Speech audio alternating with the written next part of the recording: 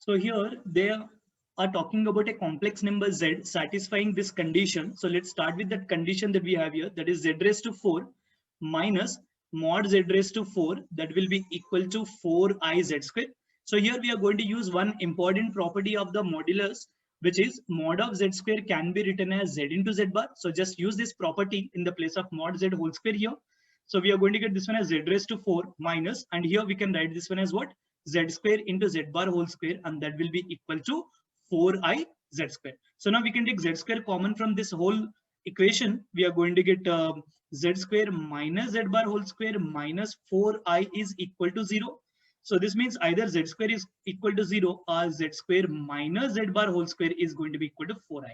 So now here we are ignoring this z square equal to 0 condition. Why? Because we are interested in minimum distance between z1 and z2 ka whole square, where real part of z1 is greater than 0 and real part of z2 is less than 0. So that means obviously none of these z1 and z2 points are going to be satisfying this condition, z square equal to 0. So now let's solve the second equation to get our required answer. So that one is going to be z square and z bar whole square is going to be equal to 4i. Now here this can be simply written as z plus z bar into z minus z bar, that will be equal to 4i because they are looking like a square minus b square. So now if I assume z is equal to x plus iy, z bar is going to be x minus iy, which is the conjugate of the complex number. So z plus z bar is going to come as a 2x and z minus z bar is going to come as 2iy, which is given as 4i.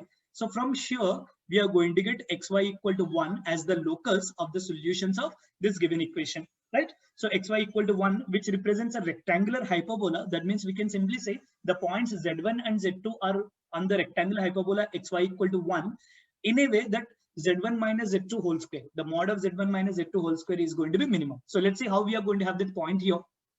So if I consider the rectangular hyperbola xy equal to 1, right?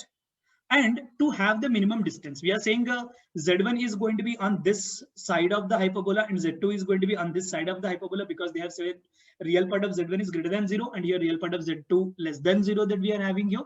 So one point is going to be on this part of the hyperbola, second point is going to be on this part of the hyperbola. But now to have the minimum distance, they have to lie on the axis of the hyperbola, then only we are going to have the minimum value.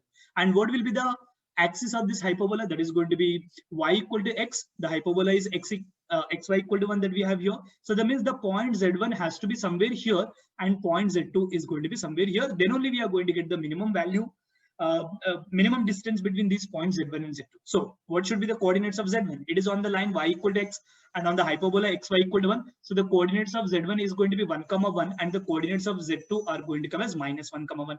So now we simply need to find out the distance between these 2 points, which is mod z1 minus z2. So which is going to come as root 8.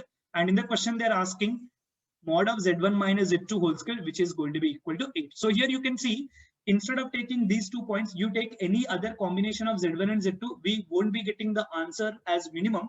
So that's why these are points. To have the minimum distance between them, we will be taking those points on the axis of the hyperbola itself, and from that we got the points as 1, 1 and minus 1, 1. And ultimately we are solving only the distance, because mod of z1 minus z2 represents the distance between 2 points.